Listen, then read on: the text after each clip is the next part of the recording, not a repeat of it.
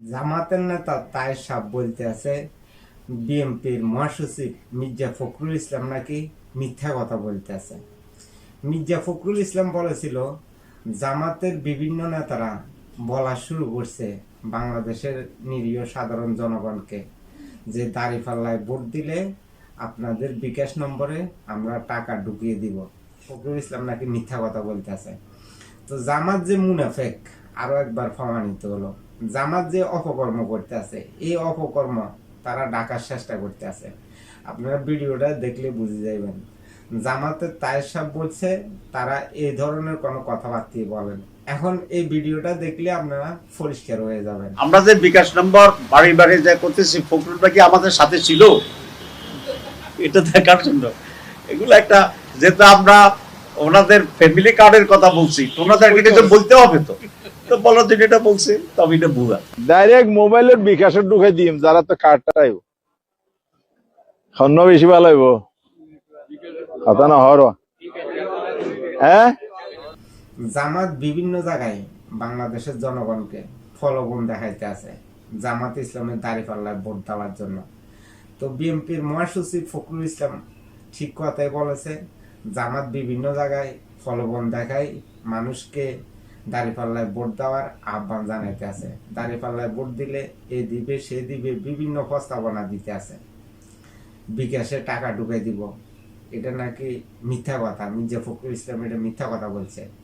এটা জামাতের নেতা তায়ের সাহেব এই কথা বলেছিল। তো তারা যে মুনাফেক এটা আরো একবার প্রমাণিত হলো। তাদের এক নেতা এক কথা বলে, আরেক নেতা আরেক কথা বলে। তাদের অপরাধ ধামাচাপা দেওয়ার জন্যই তারা মিথ্যা বলতে আছে। তো তাদের ভিতরে কোনো ইসলাম নাই, তারা কোনো ইসলামী দল না। তারা যদি ইসলামী দল হইতো তাহলে মিথ্যা কথা বলতে পারতো না।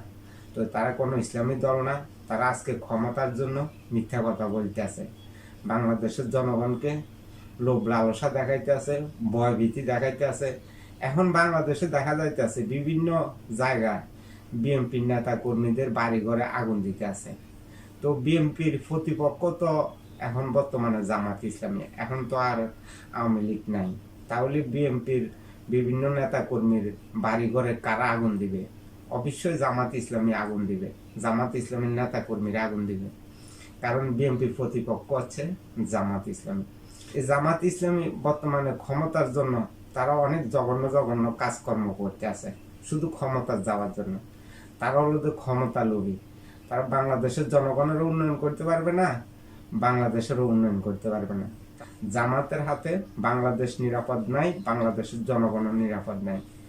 জামাত ইসলামী যদি রাষ্ট্র ক্ষমতা পায় বাংলাদেশটাকে মবের রাজত্ব বানাবে এবং স্বাধীনতা বিরোধীরা শক্তিশালী হবে।